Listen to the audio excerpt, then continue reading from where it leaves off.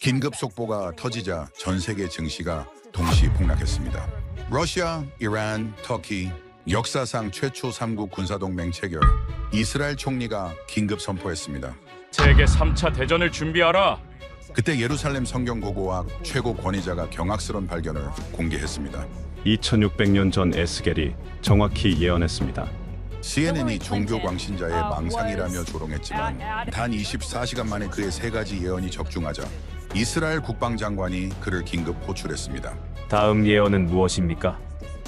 그의 대답에 회의실이 얼어붙었습니다. 에스겔서가 예언한 동방의 독수리, 그 나라가 바로 대한민국입니다. 아무도 몰랐습니다. 성경이 한반도를 3번이나 언급했다는 사실을. 그 전율의 진실, 지금 공개됩니다. 컴퓨터 화면 오른쪽 상단에 빨간색 속보 알림이 떴습니다. 속보 러시아, 이란, 터키 3국 역사적 군사동맹 공식 체결. 제 심장이 멈춘 것 같았습니다. 손가락이 저절로 움직여 기사를 클릭했습니다. 모스크바 크렘린궁에서 세 나라 국방장관이 악수하는 사진이 보였습니다. 러시아의 쇼이구, 이란의 아슈티아니, 터키의 굴레르. 이건 설마. 저는 급히 성경을 펼쳤습니다. 손이 떨렸습니다. 에스겔서 38장 4절. 내가 너를 돌이켜 갈고리로 네 아가리를 꿰고 너와 말과 기마병 곧 네 온 군대를 끌어내되. 하나님이 직접 이들을 끌어낸다고 했습니다. 자발적인 게 아니라 어쩔 수 없이 끌려가는 거라고. 마치 갈고리에 걸린 물고기처럼. 그리고 지금, 바로 지금 화면 속 세 나라가 정확히 그 예언 속 나라들이었습니다. 로스, 러시아, 바사, 이란, 도갈마, 터키. 2600년 전 에스겔 선지자가 본 환상이 오늘 제 눈앞 화면에서 현실이 되고 있었습니다. 안 돼. 이건 아직 먼 미래의 일이어야 해. 저는 요나단 사울입니다. 예루살렘 대학에서 에스겔서를 연구하는 성경학자죠. 지난 10년간 저는 에스겔 38장의 곡과 마곡 전쟁을 연구해왔습니다. 수많은 세미나에서 발표했고 논문도 여러 편 썼습니다. 하지만 언제나 이렇게 말했죠. 이 예언은 아직 먼 미래의 일입니다. 그날까지는요. 그날 오전 저는 평소처럼 예루살렘 대학 성서학과 3층 연구실에 앉아 있었습니다. 창문 너머로는 구시가지의 황금빛 돔이 보이는 작은 방. 제 앞 컴퓨터 화면에는 세계 지도가 펼쳐져 있었고 책상 위에는 히브리어 성경이 놓여 있었습니다. 에스겔서 38장 2절부터 6절을 연구하고 있었죠. 인자야, 너는 마곡 땅의 로스와 메섹과 두발 왕국에게로 얼굴을 향하고 바사와 구스와 북과 고멜과 그 모든 때와 북쪽 끝에 도갈마. 저는 최신 국제 뉴스를 확인하며 지도에 표시하고 있었습니다. 학술적 호기심이었죠. 러시아와 이란의 군사 협력이 강화되고 있다는 뉴스들, 터키의 나토 이탈 조짐들, 흥미로운 정치적 움직임이지만 아직 예언과는 거리가 멀다고 생각했습니다. 그러다가 그 속보를 본 겁니다. 두 번째 속보가 떴습니다. 긴급 북한, 러시아의 탄도미사일 100발 제공 완료. 숨이 막혔습니다. 북쪽 끝의 나라. 에스겔서에는 직접 나오지 않지만 다니엘서와 요한계시록을 종합하면 극동의 군사 세력도 이 연합에 가담한다고 해석할 수 있습니다. 그리고 북한이 지금 움직이기 시작한 겁니다. 제 손이 떨렸습니다. 이마에서 식은땀이 흘렀습니다. 저는 급히 휴대폰을 집어 들었습니다. 텔아비브에 사는 아내 레아에게 전화를 걸었죠. 여보, 지금 당장 미리암 데리고 방공호 위치 확인해. 무슨 소리예요? 무슨 일인데? 설명할 시간 없어. 제발, 방공호 위치 미리 파악해놔. 제 목소리가 떨리고 있었습니다. 11살 딸 미리암의 얼굴이 떠올랐습니다. 텔아비브, 이란 미사일 사정권, 700km, 10분도 안 걸리는 거리. 요나단, 당신, 사랑해. 나중에 전화할게. 끊었습니다. 세 번째 속보, 이란 핵 농축도 93% 도달, 국제원자력기구 긴급 성명, 93%. 핵무기 제조 문턱입니다. 전문가들은 말합니다. 이 시점부터 실제 핵무기 완성까지 3주면 충분하다고. 3주. 제 눈앞이 아찔했습니다. 바로 그때 연구실 문이 열렸습니다. 교수님, 커피 가져와. 한서윤이었습니다. 서울대에서 온 박사과정 학생, 고대 근동학 전공의 히브리어 전문가죠. 그녀가 제 얼굴을 보더니 얼어붙었습니다. 교수님, 얼굴이 왜 그래요? 무슨 일 있어요? 저는 대답 대신 컴퓨터 화면을 가리켰습니다. 서윤이 다가와 화면을 보더니 숨을 크게 들이켰습니다. 그녀 손에 들려있던 커피잔이 살짝 흔들렸습니다. 이건 러시아, 이란, 터키. 이거 에스겔서에. 그래. 로스, 바사, 도갈마. 정확히 일치해. 서윤이 제 책상 위에 성경을 집어 들었습니다. 그녀의 손도 떨리기 시작했습니다. 히브리어 원문을 확인하더니 창백한 얼굴로 저를 봤습니다. 교수님, 설마 지금 이 예언이 정말... 모르겠어. 하지만 이건 우연치고는 우리는 말을 잇지 못했습니다. 창밖에서는 예루살렘의 평화로운 오후 풍경이 펼쳐지고 있었습니다. 차 경적 소리, 사람들의 웃음소리, 카페에서 흘러나오는 음악. 하지만 우리는 알고 있었습니다.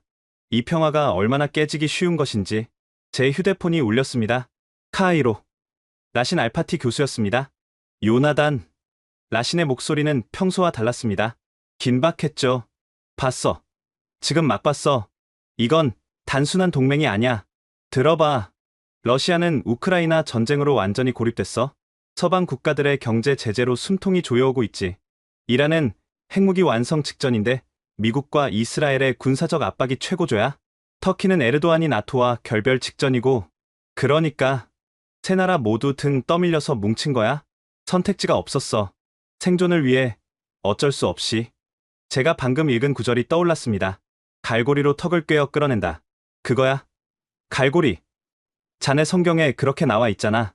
하나님이 강제로 끌어낸다고. 지금 딱 그 상황이야. 이 세 나라는 선택한 게 아니라 끌려온 거야. 라신은 카이로 대학 국제관계 교수입니다. 20년 넘게 중동 정세를 연구해온 전문가죠.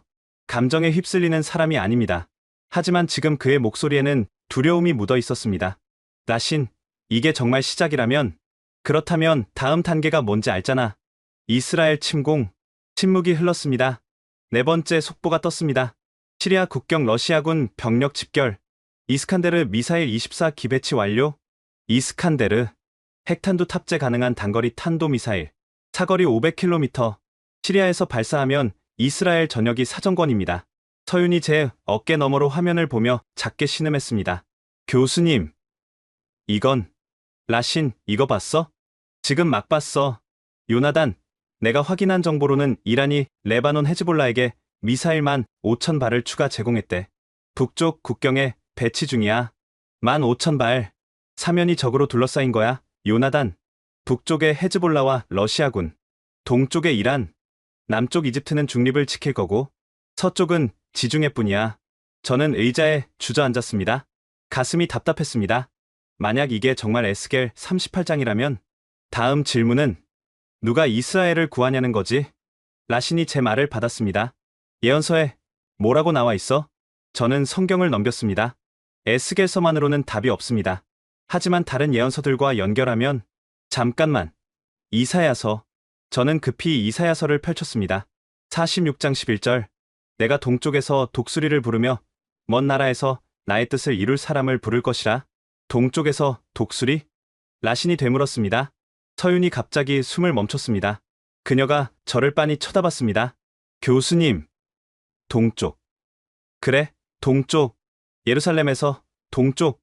그리고 독수리. 이글. 서윤의 목소리가 떨렸습니다. 저도 깨달았습니다. 천천히. 하지만 분명하게. 히브리어 원문 확인해봐. 먼 나라가 뭐로 되어 있어? 서윤이 급히 히브리어 성경을 펼쳤습니다. 그녀의 눈이 커졌습니다. 에레츠 메르아크. 극도로 먼 땅. 땅 끝. 예루살렘에서 정동쪽으로 직선을 그으면 어디가 나와? 서윤이 제 컴퓨터로 다가왔습니다. 지도를 열고 예루살렘에서 정확히 동쪽으로 선을 그었습니다. 이란, 중앙아시아, 중국, 그리고 한반도. 서윤의 목소리는 속삭임이었습니다. 더 동쪽은 태평양이에요. 교수님, 한국이 땅끝이에요. 제 심장이 다시 뛰기 시작했습니다. 이번에는 공포가 아니라 다른 감정이었습니다. 라신 들었어? 들었어. 한국, 대한민국? 그래. 이사야서의 동방의 독수리, 땅끝에서 올 구원자. 하지만 요나단, 한국은 작은 나라잖아. 인구 5,100만. 어떻게? 바로 그때 다섯 번째 속보가 떴습니다. 한국 방산 수출 역대 최고치 경신. 폴란드의 K2 전차 1000대 수출 확정. 저는 화면을 뚫어지게 봤습니다. 라신, 한국 방산 수출 순위가 어떻게 돼? 잠깐만. 전화 너머로 키보드 치는 소리가 들렸습니다. 세계 8위야. 작년 수출액이 140억 달러? 140억 달러. 그리고 K9 자주포가 나토 표준이래. 유럽 7개국이 운용 중이고 서윤이 다른 기사를 찾아 보여줬습니다. 교수님, 이것 좀 보세요. 한국이 레이저 무기 개발했대요. 한 발당 비용이 2만 원이래요. 2만 원? 네. 이스라엘 아이언돔은 한 발에 7천만 원이래요. 그런데 한국 레이저는 2만 원. 전기만 있으면 무제한 발사 가능하대요.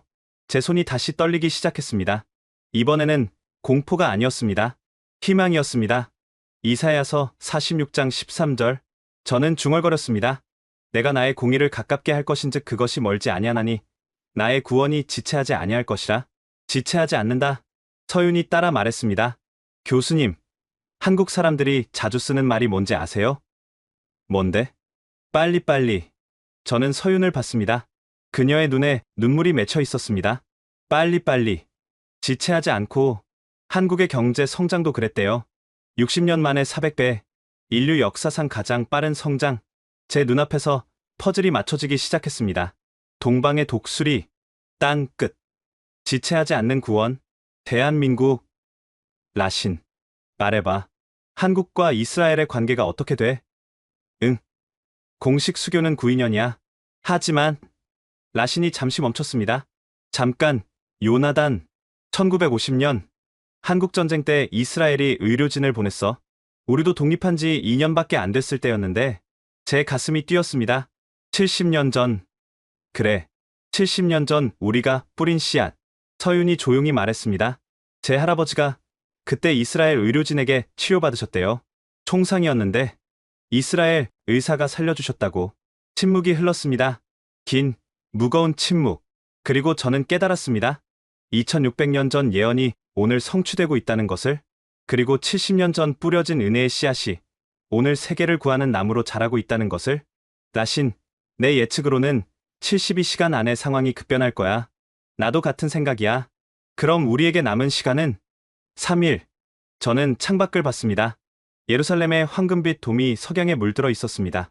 아름답고 평화로운 풍경. 하지만 저는 알고 있었습니다. 폭풍이 오고 있다는 것을. 그리고 그 폭풍 속에서 아무도 예상하지 못한 곳에서 구원이 날아오고 있다는 것을. 동방에서, 땅끝에서 단군의 후예가 움직이기 시작했습니다. 단군의 후예가 움직이기 시작했습니다. 그 말이 제 입에서 나온 순간 나는 알았습니다. 이제 모든 것이 달라질 것이라는 것을. 다음날 아침, 저는 서윤과 함께 연구실에 일찍 나왔습니다. 밤새 잠을 제대로 이루지 못했습니다. 머릿속에서 계속 같은 질문이 맴돌았죠. 동방의 독수리가 정말 한국을 가리키는 걸까? 아니면 제가 너무 많은 의미를 부여하고 있는 걸까? 그리고 무엇보다 한국은 정말로 움직일 것인가? 형제를 위해 위험을 무릅쓸 것인가? 교수님, 커피요. 서윤이 따뜻한 커피를 건넸습니다.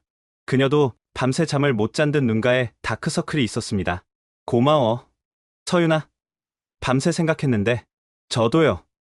계속 생각했어요. 우리는 동시에 말했다가 미소 지었습니다. 교수님 먼저 말씀하세요. 아니야. 네가 먼저 해봐. 서윤이 노트북을 열었습니다. 화면에는 빽빽한 히브리어 원문과 한글 번역이 가득했습니다. 밤새 이사야서를 다시 읽었어요. 특히 46장 11절의 히브리어 원문을요. 서윤이 화면을 확대했습니다. 여기 보세요. 내가 동쪽에서 독수리를 부르며 먼 나라에서 나의 뜻을 이룰 사람을 부를 것이야. 여기서 먼 나라. 히브리어로 에레츠 메르아크인데요. 에레츠 메르아크. 에레츠는 땅이고 메르아크는 먼 거리를 뜻하는데 이 단어의 어근이 라아크예요. 극도로, 극단적으로 멀다는 뜻이에요. 단순히 멀다가 아니라 상상할 수 없을 만큼 먼 거리를 의미하죠. 저는 고개를 끄덕였습니다. 그러니까 이사야 선지자가 본 환상에서 구원자가 올 곳은 예루살렘에서 극단적으로 먼 곳이라는 거지. 네. 그리고 독수리, 히브리어로 아이트예요. 맹금류 중에서도 가장 빠르고 강한 새를 뜻하죠. 이사야 40장 31절에도 나와요. 오직 여호와를 앙망하는 자는 새 힘을 얻으리니 독수리 같이 날개 치며 올라갈 것이요. 서윤의 눈빛이 빛났습니다. 교수님, 지도 좀 봐요. 그녀가 컴퓨터 지도를 열었습니다. 예루살렘에 빨간 점을 찍고 정확히 동쪽으로 선을 그었습니다. 선이 이란을 지나고 아프가니스탄을 지나고 중국을 가로질러 한반도에 멈췄습니다. 더 동쪽은 태평양이에요. 예루살렘에서 정동 쪽으로 갈 수 있는 육지의 끝, 땅 끝. 바로 한국이에요. 제 심장이 다시 빨라졌습니다. 그리고 교수님, 이거 아세요? 한국군의 영어 코드명이 뭔지? 뭔데? 이글? 독수리예요. 저는 숨을 멈췄습니다. 한국 공군의 상징도 독수리예요. 한국 전투기의 코드명도 이글이 들어가고. 그리고 서윤이 다른 화면을 열었습니다. 이사야서 55장 5절이에요. 네가 알지 못하는 나라를 네가 부를 것이며 너를 알지 못하는 나라가 네게로 달려올 것은 달려온다. 히브리어 원문은 야루츠예요. 단순히 온다가 아니라 전력 질주한다는 뜻이에요. 빠르게, 지체 없이. 저는 서윤을 빤히 쳐다봤습니다. 빨리빨리. 네. 한국 사람들의 DNA죠. 빨리빨리 문화. 제 머릿속에서 퍼즐 조각들이 빠르게 맞춰지기 시작했습니다. 잠깐만. 창세기를 확인해봐야겠어. 저는 급히 책꽂이에서 오래된 노트를 꺼냈습니다. 10년 전 창세기 10장을 연구할 때 작성한 노트였죠. 창세기 10장. 노아의 세 아들 중 셈의 후손 계보야. 노트를 펼쳤습니다. 손으로 그린 가계도가 나왔습니다. 셈의 후손 중에 에벨이 있어. 에벨에게는 두 아들이 있었는데 벨렉과 욕단이야. 벨렉은 아브라함의 조상이 되지. 그래서 이스라엘 민족의 시조고. 그런데 욕단은 저는 창세기 10장 30절을 읽었습니다. 그들이 거주하는 곳은 메사에서부터 스발로 가는 길의 동쪽 산이었더라. 동쪽 산. 서윤이 지도를 다시 확인했습니다. 메사는 메소포타미아 지역이에요. 거기서 동쪽으로 가면 파미르 고원, 천산 산맥, 알타이 산맥, 그리고 백두산. 제가 말을 이었습니다. 서윤이 숨을 크게 들이켰습니다. 교수님, 욕단의 단과 단군의 단. 우리는 서로를 바라봤습니다. 이게 단순한 우연일 리 없어. 제가 중얼거렸습니다. 고고학적 증거도 있어요. 서윤이 다른 자료를 꺼냈습니다. 한국의 고인돌이요. 전 세계 고인돌의 40%가 한반도에 집중되어 있어요. 청동기 시대 문화의 흔적이죠. 그리고 제천 의식의 유사성. 이스라엘의 성전과 한국의 천단. 하늘에 제사 지내는 문화가 비슷해요. 저는 고개를 끄덕였습니다. 더 있어. 언어학적으로도. 저는 오래전에 읽었던 논문을 떠올렸습니다. 히브리어와 한국어의 일부 음운 구조가 유사하다는 연구가 있어. 물론 논쟁적이지만 완전히 무시할 수는 없는 유사점들이지. 서윤이 조용히 말했습니다. 교수님, 만약 정말로 단군의 후예가 욕단의 후손이라면 우리는 수천 년 전부터 형제였던 거야. 제 목소리가 떨렸습니다. 바로 그때 연구실 문이 열렸습니다. 라신이었습니다. 카이로에서 밤새 비행기를 타고 온 모양이었죠. 그의 얼굴에는 피곤함이 역력했습니다. 요나단, 서윤, 라신, 언제 온 거야? 방금. 잠은 비행기에서 잤어. 중요한 정보를 가져왔어. 라신이 노트북을 열었습니다. 군사 관련 문서들이 화면에 나타났습니다. 한국 방산 산업 현황이야. 내 정보망을 총동원해서 모았어. 그가 화면을 넘기기 시작했습니다. 작년 한국 방산 수출액 140억 달러. 세계 8위야. 10년 전만 해도 20위권이었는데 10년 만에. 그래. 폭발적 성장이지. K9 자주포는 현재 7개 국가가 운용 중이야. 폴란드는 672문을 구매했고 나토 표준 장비로 채택됐어. 라신이 다음 페이지를 열었습니다. K2 전차. 폴란드가 1000대를 주문했어. 1000대야. 이건 단순한 무기 판매가 아니라 동맹의 증표지. 그런데 왜 유럽이 한국 무기를 이렇게 대량으로 사는 거야? 서윤이 물었습니다. 우크라이나 전쟁 때문이야. 유럽은 깨달았어. 러시아의 위협이 현실이라는 걸. 그런데 미국 무기는 비싸고 납기가 길어. 한국은 가격 대비 성능이 뛰어나고 무엇보다 빠르지. 제가 말했습니다. 그래. 빨라. 주문하면 1년 안에 납품해. 미국이나 유럽 업체는 3년에서 5년 걸려. 라신이 다른 문서를 열었습니다. 그리고 이게 핵심이야. 한국이 개발한 레이저 요격 시스템. 코드명 LAWS. 레이저 안티 웨폰 시스템이라고 영어로 말했습니다. 화면에 사진이 나타났습니다. 커다란 컨테이너 크기의 장비였습니다. 한 발당 비용이 2만 원이야. 2만 원? 저는 믿을 수 없다는 표정으로 물었습니다. 그래. 이스라엘 아이언돔은 한 발에 7천만 원이야. 3,500배 차이지. 더 중요한 건 레이저는 무제한이야. 전기만 있으면 계속 쏠 수 있어. 무제한. 그래. 그리고 명중률이 95% 이상이야. 드론은 100% 격추 가능하고. 서윤이 화면을 자세히 들여다봤습니다. 이거 실전 배치됐어요? 아직 시험 단계야. 하지만 곧 실전 배치될 예정이지. 그리고 라신이 우리를 번갈아 봤습니다. 내 정보원에 따르면 한국 정부가 이 시스템을 이스라엘에 긴급 제공하는 방안을 검토 중이래.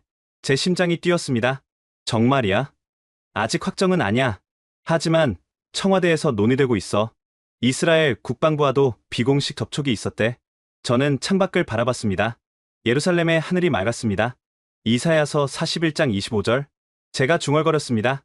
내가 북방에서 한 사람을 일으켜 오게 하며 해돋는 곳에서 내 이름을 부르게 하였나니 북방과 해돋는 곳. 서윤이 말을 이었습니다. 한국은 지리적으로 북동쪽이에요. 북방이면서 동방이죠. 라신이 고개를 끄덕였습니다. 그리고 로마서 11장 25절을 봐. 이방인의 충만한 수가 들어오기까지 이스라엘의 덜어는 우둔하게 된 것이라. 이방인의 충만한 수. 저는 다른 자료를 찾았습니다. 한국은 인구 대비 선교사 파송 세계 1위야.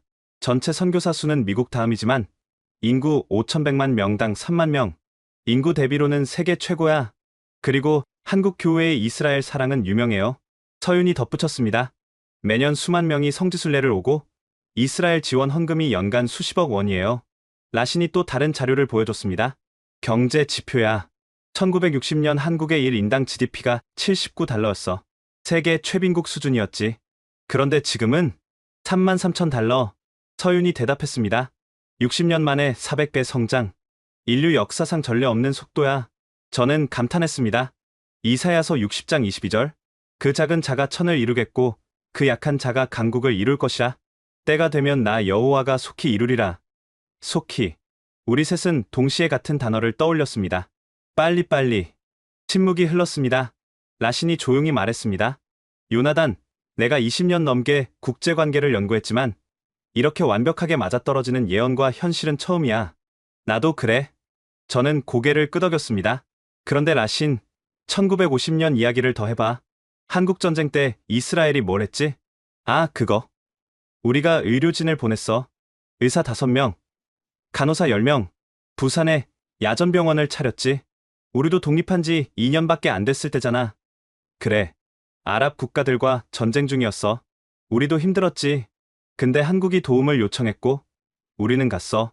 서윤의 눈에 눈물이 맺혔습니다. 제 할아버지 이야기를 해도 될까요? 그럼. 저희 할아버지가 1950년에 총상을 입으셨대요. 가슴에. 할머니 말씀으로는 거의 돌아가실 뻔하셨대요. 그런데 이스라엘 의사가 밤새 수술하셔서 살려주셨다고. 서윤이 눈물을 닦았습니다. 할아버지는 돌아가시기 전까지 늘 말씀하셨대요. 이스라엘에 은혜를 갚아야 한다고. 그 나라가 위험에 처하면 우리가 도와야 한다고. 저는 서윤의 손을 잡았습니다. 그 은혜가 지금 갚아지고 있어. 라신이 고개를 끄덕였습니다. 70년. 성경에서 완전한 숫자지. 포로 70년. 광야 70년. 그리고 지금 70년 만에 은혜가 돌아오고 있어. 제가 말했습니다. 바로 그때 제 휴대폰이 울렸습니다. 모르는 한국 번호였습니다. 여보세요? 유창한 영어로 말하는 목소리가 들렸지만 한국 억양이 있었습니다. 요나단 사울 교수님이십니까? 라는 영어를 말했습니다. 그런데요? 누구시죠? 저는 백태웅입니다. 한국 국방과학연구소 수석연구원입니다. 라는 영어를 말했습니다. 제 심장이 뛰었습니다. 국방과학연구소? 네. 교수님께 긴급히 여쭤볼 게 있습니다. 에스겔서 38장에 대해서요. 라는 영어를 말했습니다. 저는 라신과 서윤을 번갈아 봤습니다. 두 사람 모두 긴장한 표정이었습니다. 무슨 일이신지 전화로 말씀드리기 곤란합니다. 내일 예루살렘으로 가겠습니다. 직접 뵙고 말씀드리겠습니다. 라는 영어를 말했습니다. 내일요? 한국에서 예루살렘까지? 네. 이미 출발 준비 중입니다. 정부 특별기입니다. 라는 영어를 말했습니다. 정부 특별기. 교수님, 죄송하지만 이것만 여쭤보겠습니다. 에스겔 38장의 곡과 마곡 전쟁이 지금 시작되고 있다고 보십니까? 라는 영어를 물었습니다. 저는 잠시 망설였습니다. 네, 그렇게 판단됩니다. 전화 너머로 긴 침묵이 흘렀습니다. 알겠습니다. 그럼 내일 뵙겠습니다. 교수님, 한 가지만 더요. 라는 영어를 말했습니다. 말씀하세요. 이사야서 46장 11절. 동방의 독수리가 누구라고 생각하십니까? 라는 영어를 물었습니다. 제 입이 말랐습니다. 대한민국입니다. 또 다시 침묵. 감사합니다. 교수님. 내일 뵙겠습니다. 라는 영어를 말했습니다. 전화가 끊겼습니다. 저는 휴대폰을 내려놓고 라신과 서윤을 봤습니다. 한국이 움직이기 시작했어. 라신이 조용히 말했습니다. 단군의 후예가 깨어나고 있어. 서윤이 창밖을 바라보며 말했습니다. 동방의 독수리가 날개를 펴고 있어요. 저는 성경을 펼쳤습니다. 이사야서 40장 31절. 오직 여호와를 앙망하는 자는 새 힘을 얻으리니 독수리 같이 날개치며 올라갈 것이요. 다른 박질하여도 곤비하지 아니하겠고 걸어가도 피곤하지 아니하리로다. 우리는 서로를 바라봤습니다. 2600년 전 예언이 오늘 성취되고 있었습니다. 수천 년 전 헤어진 형제가 다시 만나고 있었습니다. 그리고 70년 전 뿌려진 은혜의 씨앗이 오늘 세계를 구하는 나무로 자라고 있었습니다. 다음 날 저녁, 저는 예루살렘 벤구리온 공항에 나가 있었습니다. 한국 정부 특별기가 착륙한다는 연락을 받았죠. 서윤과 라신도 함께였습니다. 교수님, 긴장되네요. 서윤이 말했습니다. 나도 그래. 활주로에 거대한 비행기가 착륙했습니다. 대한민국 국기가 그려진 정부 전용기였습니다. 비행기 문이 열리고 한 남자가 내렸습니다. 40대 후반으로 보이는 단정한 인상의 남자였습니다. 요나단 교수님이십니까? 네. 백태웅 박사님이시죠? 네. 반갑습니다.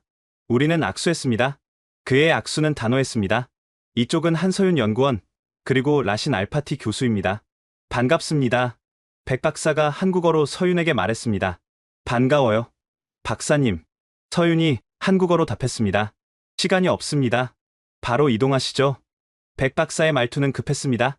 우리는 공항을 빠져나와 차에 탔습니다. 시내로 이동하는 동안 백 박사가 태블릿을 꺼냈습니다. 먼저 이것부터 보시죠. 화면에 위성사진이 나타났습니다. 이란 나탄제 핵시설이었습니다. 이틀 전 촬영한 사진입니다. 보시면 여기. 백 박사가 여러 지점을 가리켰습니다. 차량 이동이 급증했습니다. 그리고 이건 어제 사진입니다. 다음 사진으로 넘어갔습니다. 원심 분리기 가동률이 최고치입니다. 우라늄 농축이 마지막 단계에 접어들었다는 뜻이죠. 얼마나 남았습니까? 라신이 물었습니다. 우리 분석으로는 2주, 길어야 3주입니다. 2주. 그리고 이건 포르도 시설입니다. 또 다른 사진이 나타났습니다. 지하 80m 깊이입니다. 일반 폭탄으로는 파괴가 불가능합니다. 벙커버스터가 필요하겠군요. 제가 말했습니다. 맞습니다. 미국의 GBU 57급이 필요합니다. 하지만 백 박사가 다음 자료를 보여줬습니다. 미국은 지금 대만 해협에 묶여 있습니다. 중국이 사상 최대 규모 군사훈련을 시작했습니다. 미 태평양 함대 전체가 동원됐습니다. 계획된 거군요. 라신이 말했습니다. 러시아, 이란, 중국, 북한 모두 연결돼 있습니다. 미국이 두 전선을 동시에 감당할 수 없다는 걸 알고 움직이는 겁니다. 백 박사가 고개를 끄덕였습니다. 우리도 같은 판단입니다. 차가 예루살렘 시내에 들어섰습니다. 거리는 평온해 보였습니다. 사람들이 카페에 앉아 커피를 마시고 아이들이 공원에서 뛰어놀고 있었습니다. 하지만 저는 알고 있었습니다. 이 평화가 얼마나 위태로운지. 우리는 한 안전가옥으로 들어갔습니다. 이스라엘 정보기관이 제공한 장소였죠. 방에 들어서자 백 박사가 본격적으로 설명을 시작했습니다. 교수님, 에스겔서 38장을 연구하셨죠? 10년간요. 그럼 6절부터 9절까지 읽어보시겠습니까? 저는 가방에서 성경을 꺼내 읽었습니다. 고멜과 그 모든 때와 북쪽 끝 도갈마 족속과 그 모든 때 곧 많은 백성이 너와 함께 있으리라. 너는 스스로 예비하되 너와 네게 모인 무리들이 다 스스로 예비하고 너는 그들의 대장이 될지어다. 여러 날 후 곧 말년에 네가 명령을 받고 그 땅 곧 오래 황무하였던 이스라엘 산에 이르리니. 오래 황무하였던 이스라엘. 백 박사가 반복했습니다. 2000년간 이스라엘은 없었습니다. 그러다 1948년에 다시 세워졌죠. 오래 황무하였다가 회복된 땅입니다. 맞습니다. 그리고 9절. 네가 올라오되 너와 네 모든 때와 너와 함께한 많은 백성이 광풍같이 이르고 구름같이 땅을 덮으리라. 백 박사가 다른 자료를 펼쳤습니다. 현재 시리아 국경에 러시아군 3만 명이 집결해 있습니다. 이란 혁명수비대 5만 명이 레바논에 진입했습니다. 헤즈볼라 미사일은 15,000발이 북쪽 국경에 배치됐습니다. 숫자들이 화면에 나타났습니다. 터키군 2만 명이 시리아로 이동 중입니다. 그리고 북한이 제공한 탄도미사일 100발이 러시아 수중에 있습니다. 구름같이 땅을 덮는다. 서윤이 중얼거렸습니다. 맞습니다. 사방에서 몰려오고 있습니다. 백 박사가 지도를 펼쳤습니다. 이스라엘 주변에 빨간 화살표들이 그려져 있었습니다. 북쪽, 동쪽, 북동쪽에서 모두 이스라엘을 향하고 있었습니다. 유엔은요? 제가 물었습니다. 유엔 안보리는 러시아와 중국의 거부권으로 무력화됐습니다. 유럽은 에너지 문제 때문에 러시아를 자극하고 싶어 하지 않습니다. 그럼 이스라엘은 혼자 고립됐습니다. 백 박사가 단호하게 말했습니다. 침묵이 흘렀습니다. 그래서 우리가 왔습니다. 백 박사가 새 파일을 열었습니다. 프로젝트 방패, 코드명 이글, 화면에 복잡한 장비 사진이 나타났습니다. 레이저 무기 시스템입니다. 정식 명칭은 LAWS, 레이저 안티 웨폰 시스템입니다. 어떻게 작동하나요? 라신이 물었습니다. 고출력 레이저로 비행 중인 미사일이나 드론을 격추합니다. 초당 100kW의 레이저 빔을 발사해 표적을 녹이는 겁니다. 명중률은요? 드론은 100%입니다. 탄도미사일은 95%, 순항미사일은 98%. 놀라운 수치였습니다. 한 발당 비용은 2만 원입니다. 2만 원? 라신이 믿을 수 없다는 듯 물었습니다. 네, 전기 비용만입니다. 아이언돔은 한 발에 7천만 원이죠. 3,500배 차이입니다. 그럼 무제한으로 쏠 수 있다는 건가요? 서윤이 물었습니다. 이론적으로는 그렇습니다. 냉각 시간만 필요하고요. 실전에서는 시간당 100발 정도 가능합니다. 저는 숨을 멈췄습니다. 그리고 이건 천궁3입니다. 다른 장비 사진이 나타났습니다. 중거리 지대공 미사일입니다. 사거리 150km, 고도 50km까지 요격 가능합니다. 이스칸데르 미사일도 요격할 수 있나요? 가능합니다. 명중률 90%입니다. 백 박사가 우리를 둘러봤습니다. 한국 정부는 이 시스템들을 이스라엘에 긴급 제공하기로 결정했습니다. 제 심장이 뛰었습니다. 정말입니까? 네. 대통령 각하께서 직접 결제하셨습니다.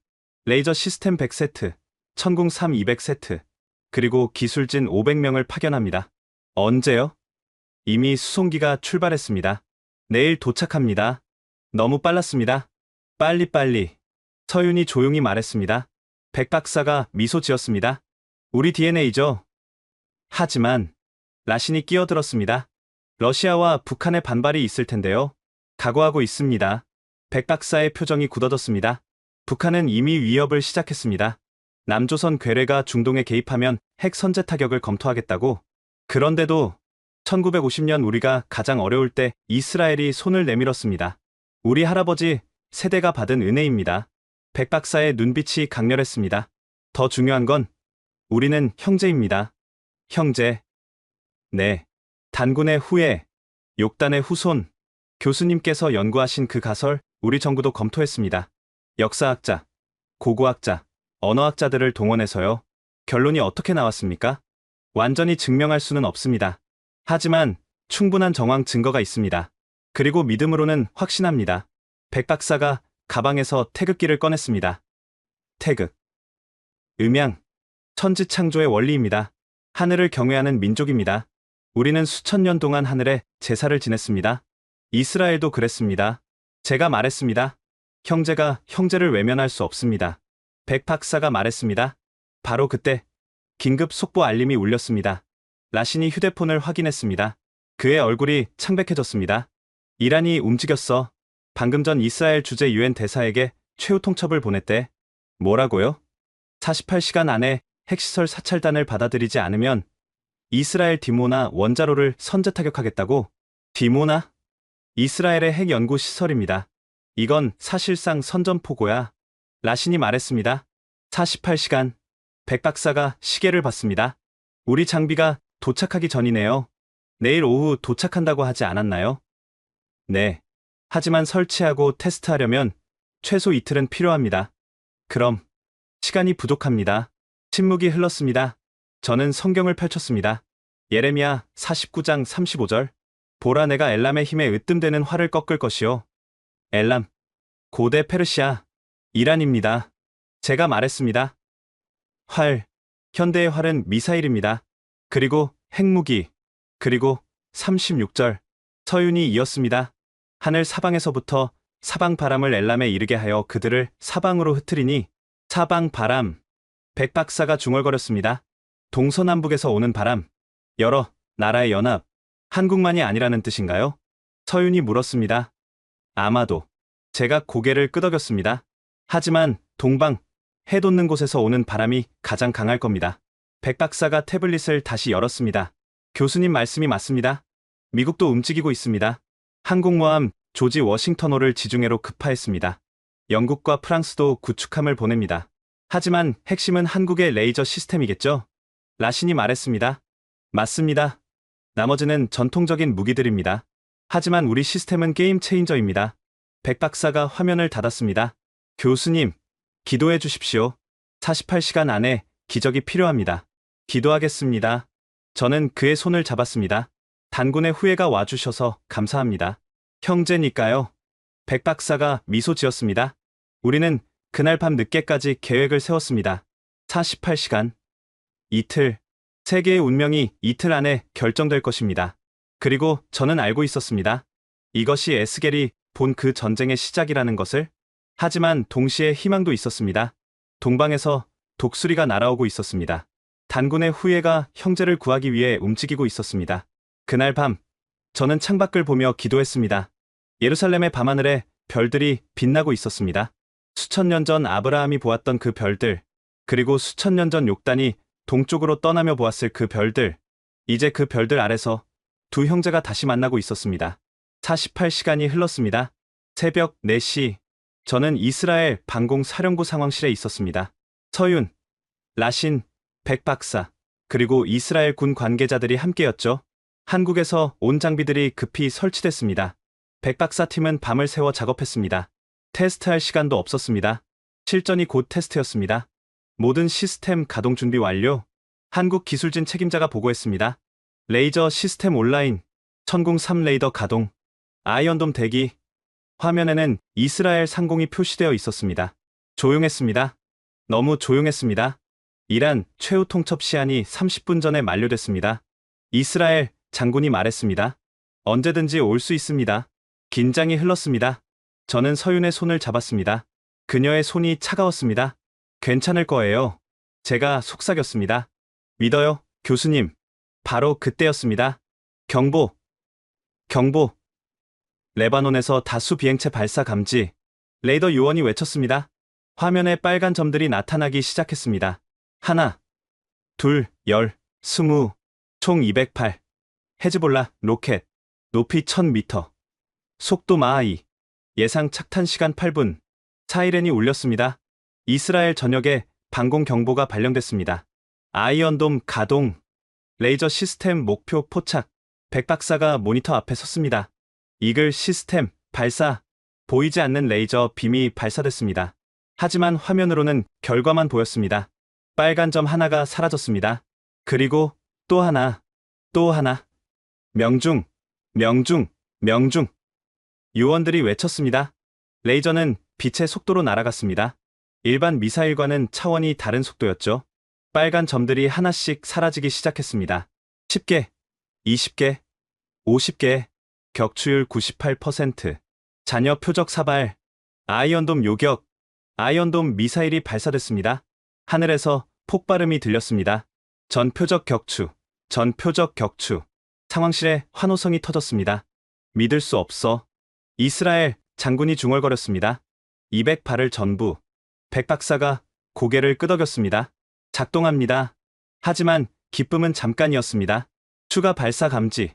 시리아에서 이스칸데르 미사일 8발. 이스칸데르. 러시아제 탄도미사일입니다. 핵탄두 탑재 가능한. 천궁 3 가동. 백 박사가 외쳤습니다. 목표 포착. 발사. 천궁 미사일이 발사됐습니다. 하늘로 솟아올랐습니다. 화면에서 빨간 점과 파란 점이 충돌했습니다. 폭발. 영중. 2번 목표 발사. 영중. 3번 목표. 영중. 하나씩 이스칸데르 미사일이 격추됐습니다.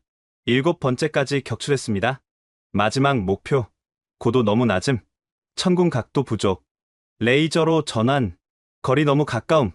레이저 추적 불가. 제 심장이 멈췄습니다. 아이언돔. 사거리 밖. 마지막 이스칸데르 미사일이 하이파 방향으로 날아가고 있었습니다. 착탄 30초. 모두가 숨을 죽였습니다. 20초, 10초, 5초. 폭발음이 들렸습니다. 착탄 지점은 요원이 좌표를 확인했습니다. 하이파 외곽 무인지대. 인명피해 없음. 안도의 한숨이 터져 나왔습니다. 8발 중 7발 격추. 1발은 무인지대 착탄. 백 박사가 보고했습니다. 격추율 87%. 이스라엘 장군이 백 박사의 어깨를 두드렸습니다. 놀랍습니다. 이스칸데르를 이렇게 높은 확률로 잡다니. 아직 끝이 아닙니다. 라신이 말했습니다. 이건 테스트였어요. 진짜는 지금부터입니다. 그의 말이 맞았습니다. 48시간 후 새벽 2시 대규모 발사 감지. 레이더 요원이 비명처럼 외쳤습니다. 이란에서 탄도미사일 50발, 시리아에서 이스칸데르 10발, 레바논에서 순항미사일 30발, 총 90발. 화면이 빨간 점으로 가득 찼습니다. 이건 전면전이야. 이스라엘 장군이 중얼거렸습니다. 모든 시스템 총동원. 백 박사가 외쳤습니다. 레이저 최대 출력. 천궁 연속 발사 모드. 아이언돔 전력 가동. 전쟁이 시작됐습니다. 레이저가 빛의 속도로 날아갔습니다. 순항미사일들이 하나씩 떨어졌습니다. 천궁 미사일들이 하늘을 수놓았습니다. 탄도미사일들과 충돌하며 폭발했습니다. 아이언돔이 최후 방어선을 형성했습니다. 하늘이 불꽃놀이처럼 빛났습니다. 순항미사일 30발 중 28발 격추. 이란 탄도미사일 50발 중 47발 격추. 이스칸데르 10발 중 9발 격추. 잔여 표적 6발. 아이언돔 요격. 마지막 6발이 아이언돔에 걸렸습니다. 폭발. 폭발. 폭발. 전표적 격추. 전표적 격추. 피해 상황은 무인, 지역 3곳 착탄. 인명피해 없음. 총 격추율. 백 박사가 계산했습니다. 94%. 침묵이 흘렀습니다. 94%. 90발 중 85발을 격추한 겁니다. 믿을 수 없어. 이스라엘 장군이 주저앉았습니다. 한국의 기술이 이 정도일 줄은. 백 박사가 그의 손을 잡았습니다. 형제니까요. 저는 서윤을 안았습니다. 그녀가 울고 있었습니다. 할아버지, 우리가 은혜를 갚았어요. 라신이 제 어깨를 두드렸습니다. 요나단, 예언이 성취되고 있어. 그래. 저는 고개를 끄덕였습니다. 동방의 독수리가 날아왔어. 밖에서 함성이 들렸습니다. 이스라엘 국민들이 거리로 나와 환호하고 있었습니다. 대한민국, 코리아, 감사합니다. 백 박사가 창밖을 바라봤습니다. 그의 눈에도 눈물이 맺혀 있었습니다. 빨리빨리 왔습니다. 그가 조용히 말했습니다. 지체하지 않았습니다. 저는 성경을 펼쳤습니다. 이사야서 46장 13절. 내가 나의 공의를 가깝게 할 것인즉 그것이 멀지 아니하나니 나의 구원이 지체하지 아니할 것이라. 70년 전 뿌려진 씨앗, 수천 년 전 헤어진 형제, 그 모든 것이 오늘 하나로 모였습니다. 그리고 세계는 목격했습니다. 작은 나라 대한민국이 어떻게 세계를 구하는지, 단군의 후예가 어떻게 형제를 지키는지, 동방의 독수리가 어떻게 날개를 펴는지. 다음날 아침, 전 세계 언론이 들끓었습니다.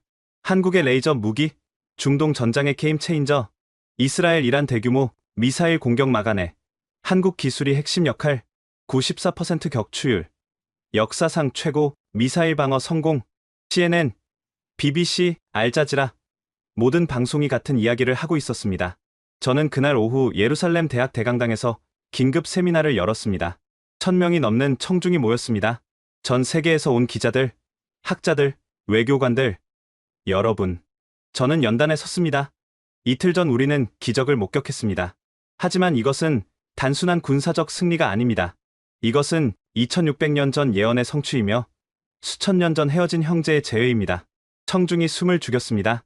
에스겔서 38장은 마지막 때의 로스, 바사, 도갈마의 연합군이 이스라엘을 공격한다고 예언했습니다. 러시아, 이란, 터키, 이 세 나라가 오늘날 군사동맹을 맺었습니다. 화면에 지도가 나타났습니다. 그리고 이사야서 46장은 동방의 독수리, 땅끝에서 올 구원자를 예언했습니다. 예루살렘에서 정동쪽 끝, 바로 대한민국입니다. 서윤이 히브리어 원문을 보여줬습니다. 에레츠 메르아크, 극도로 먼 땅, 더 동쪽은 태평양뿐입니다. 하지만 더 중요한 발견이 있습니다. 저는 다음 슬라이드를 넘겼습니다. 창세기 10장. 셈의 후손 에벨에게는 두 아들이 있었습니다. 벨렉과 욕단. 벨렉은 아브라함의 조상이 되었고 욕단은 동쪽 산으로 갔습니다. 고대 이동 경로를 보여주는 지도가 나타났습니다. 욕단의 이동 경로를 추적하면 메소포타미아에서 파미르 고원, 천산 산맥, 알타이 산맥을 거쳐 백두산까지 이어집니다. 그리고 욕단의 단과 단군의 단, 서윤이 말을 이었습니다. 고고학적으로도 한반도의 고인돌 문화는 청동기 시대 서아시아 문화와 연결고리가 있습니다.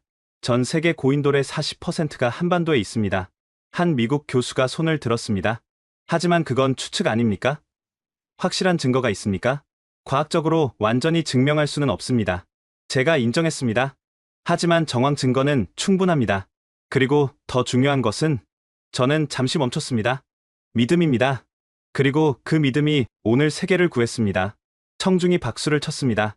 백 박사가 다음 발표자로 나섰습니다. 기술적 관점에서 말씀드리겠습니다. 한국과 이스라엘은 완벽한 시너지를 만듭니다.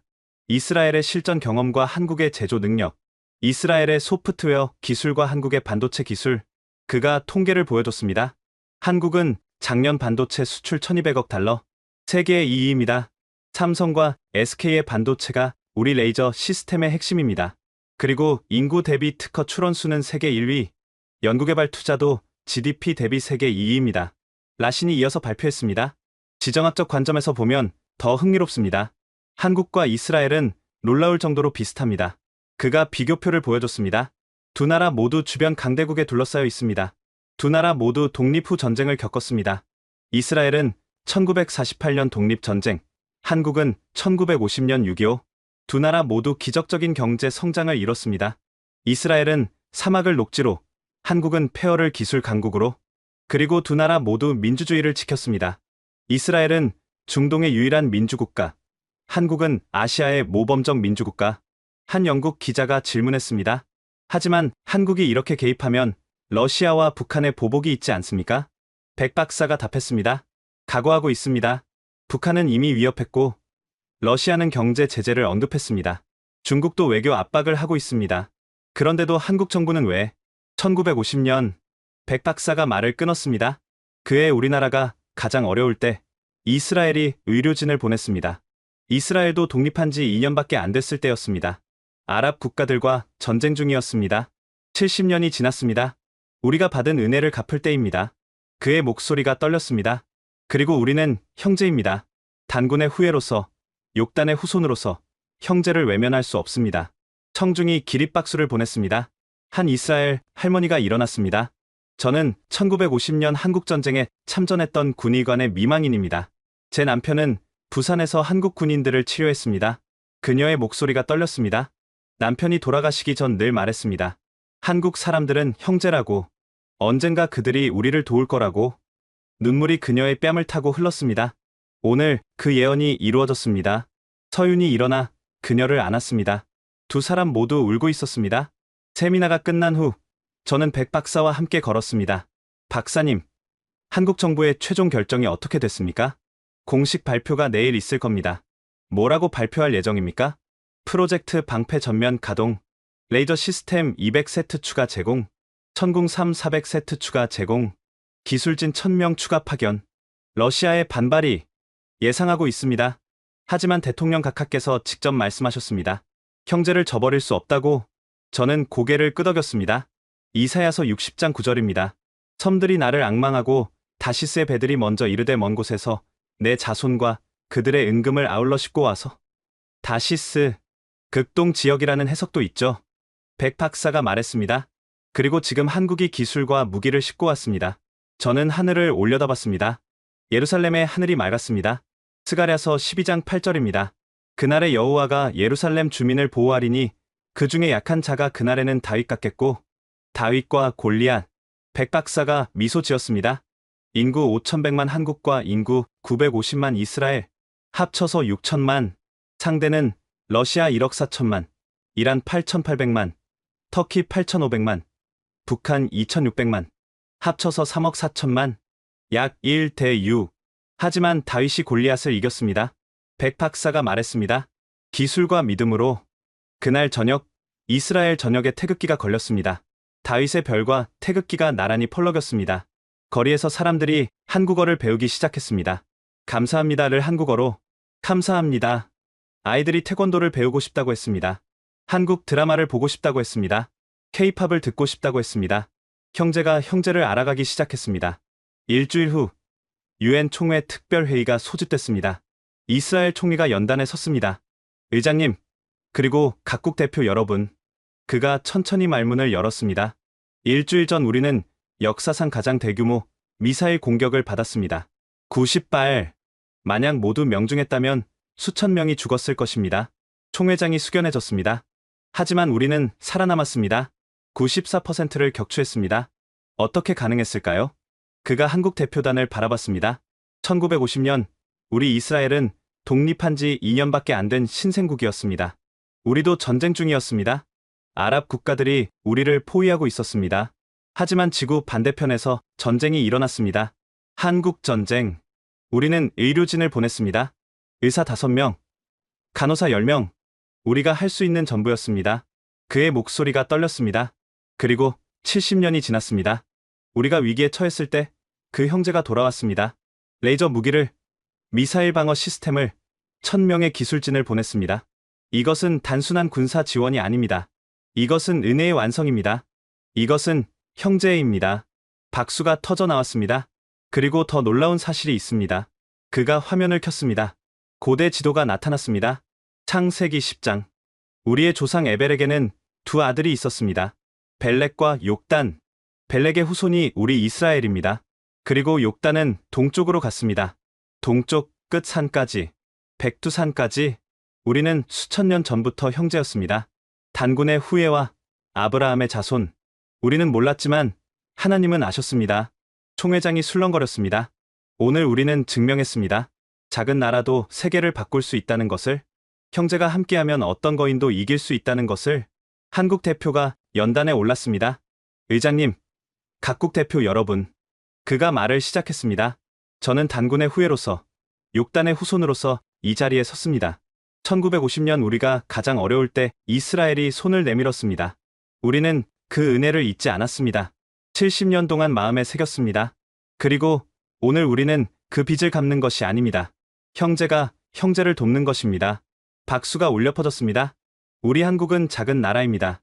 인구 5,100만, 국토는 한반도의 절반, 주변은 강대국들로 둘러싸여 있습니다. 하지만 우리는 포기하지 않았습니다. 60년 만에 세계 12위 경제 대국이 됐습니다. 세계 8위 방산 수출국이 됐습니다. 반도체 세계 2위, 특허 출원 1위. 어떻게 가능했을까요? 빨리빨리 정신입니다. 지체하지 않는 DNA입니다. 그리고 오늘 그 DNA로 형제를 구했습니다. 한국 대표가 이스라엘 총리를 바라봤습니다. 우리는 형제입니다. 수천 년 전부터, 그리고 앞으로도 영원히. 두 사람이 포옹했습니다. 전 세계가 그 장면을 지켜봤습니다. 그날 이후 상황이 바뀌었습니다. 러시아와 이란은 더 이상 공격하지 않았습니다. 계산이 바뀐 겁니다. 공격 비용이 너무 커졌습니다.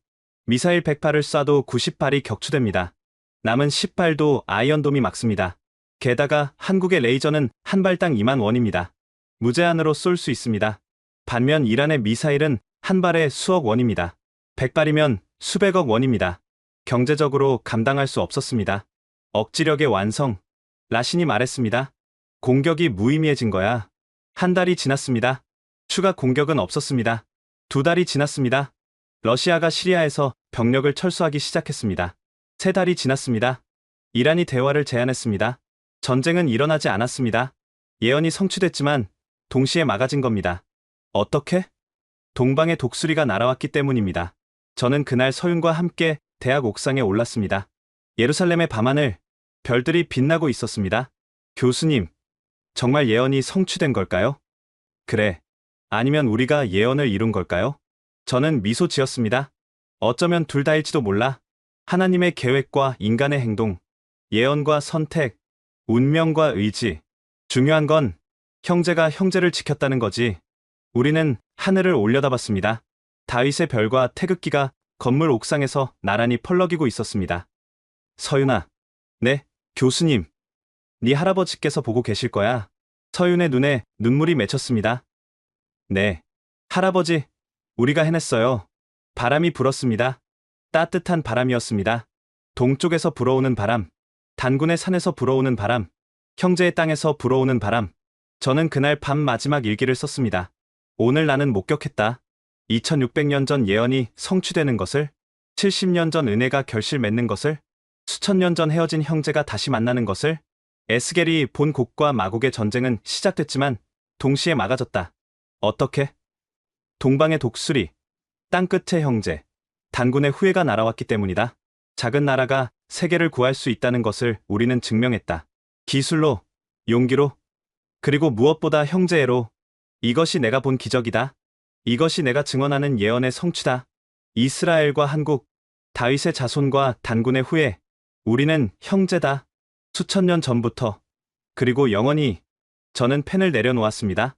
창밖에서는 예루살렘의 새벽이 밝아오고 있었습니다.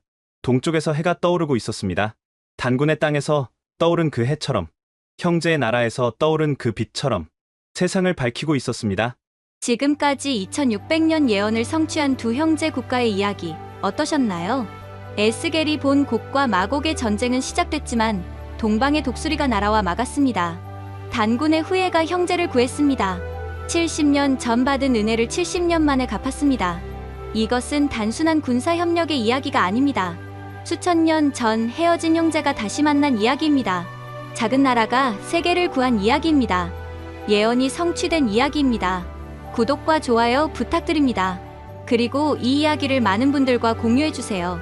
두 형제 국가의 기적을, 한국의 위대한 은혜를, 그리고 예언의 성취를 널리 알려주세요. 다음 시간에는 더욱 놀라운 이야기로 찾아뵙겠습니다. 지금까지 원더풀 해외사연이었습니다. 감사합니다.